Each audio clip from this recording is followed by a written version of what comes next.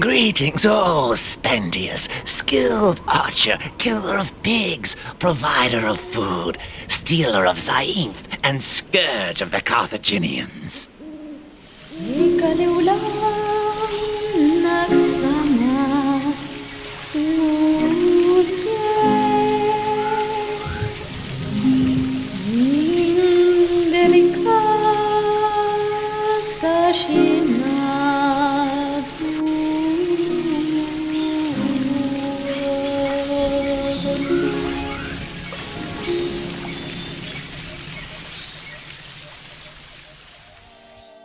Salambo, Battle for Carthage, is a first-person point-and-click adventure game.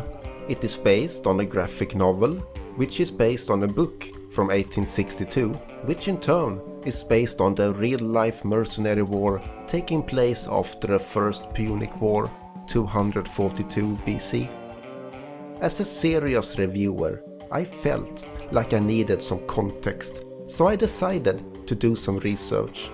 As I'm not a child, I skipped the comic and went straight to the book, and it was rather nice. The setting is that after the First Punic War, which Carthage lost against the Romans, a large group of mercenaries are gathering in Carthage to get paid. They are staying at the estate of Hamilcar, the general who lost the war against the Romans, who also happens to be the father of Hannibal. You know, the guy who crossed the Alps in the Second Punic War. The mercenaries are kind of creating a ruckus. You know, the usual stuff. They are mutilating elephants, eating sacred fish, killing servants and freeing some slaves. Long story short, and Maffo, one of the mercenary captains, gets obsessed with Hamilcar's daughter, Salambo, and one of the freed slaves, called Spendius, tries to get revenge on Carthage by escalating the already tense relationship between the barbarian mercenaries and Carthage. It was a pretty fun book, and I would recommend it. It's one of those books that tricks you into playing Rome 2 Total War.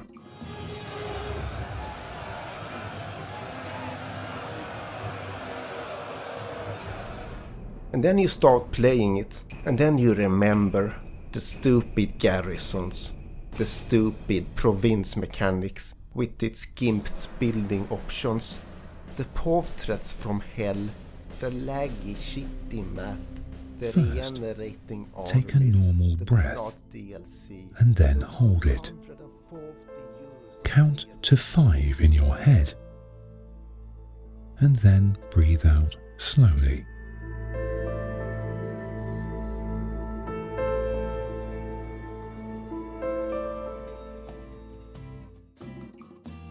Anyway, in this game you play as Spendius. The setting is the same, but the events are rather different. This is the story of Spendius, the survivor. He has traveled far and worked at many trades. His fate took a turn for the worse on the day he was captured by the Carthaginians and was enslaved in their great city.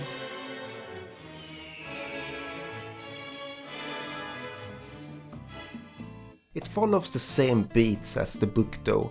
Spendius will escape slavery, join up with the mercenaries, and then manipulate the shit out of everyone to start the war. It is fun stuff, and it is fun to play as a devious character, although they have softened him up a bit compared to the book by making it seem like he does what he does just to stay alive. Now the historical genius among you might look at the gameplay and say that there are some historical inaccuracies in the visuals. I am not the historian myself, but the game is based on the comic, so most likely it is a bit stylized, and they have taken some historical liberties with the visuals.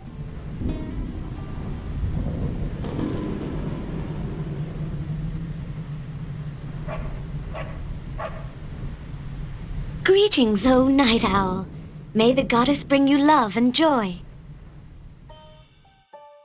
It looks very nice however, and to be perfectly honest, the great visuals was the reason that I picked it up in the first place. The visuals makes me think of some crazy historical fever dream, and I like it. The voice acting and music delivers as well, and the presentation holds up despite the game's age. It really helps to suck you into this crazy setting, and as I read the book in parallel, I got quite engaged by the story. By itself, I don't think the story is amazing, and it is certainly not as good as what is in the book, but it works very well as a package, and I enjoyed learning more about this conflict while playing this game. When it comes to the gameplay, it is a fairly standard first-person adventure game. Movement is a bit clunky as you teleport around in a strange way, and I often found myself confused and lost. The puzzles start off on a nice level, but then explodes in terms of complexity, which I didn't like. To its credit, it is never full-on crazy puzzles, like what you can find in some other adventure games, but I ended up looking at guides in the end. Do I need a walkthrough to solve the game? Of course!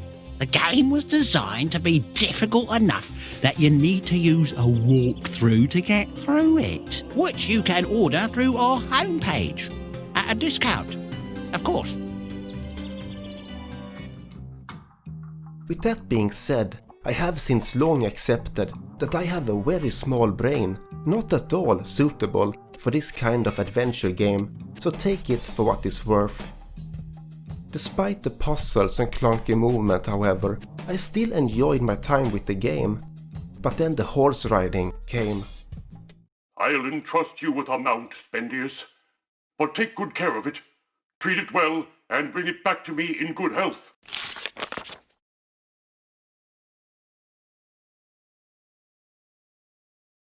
Anytime now. Anytime now. There is a game-breaking bug just before the final section of the game, and it seems to happen to a lot of people. One tip is to record the game in Fraps and then spam the F5 button to get your character to move on the map. I actually tried this like the fool that I am, and I promise that the character actually moved once, but that was it. I got a more reasonable suggestion from a YouTuber called The Twilight Adventures about downloading some wrapper for some old graphics API, but my antivirus started screaming like crazy and I chickened out and just watched the final hour on YouTube, like the coward that I am. This must be how it's like to be a Zoomer.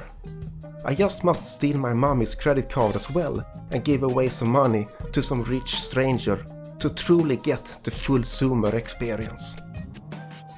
All in all, I can't of course fully recommend the game, which I was not able to complete due to a game-breaking bug. With that being said, I like the game and I am happy that it got me reading up on this topic. In a way, it is a shame that we don't have more historical games, as there is so much to tell from history.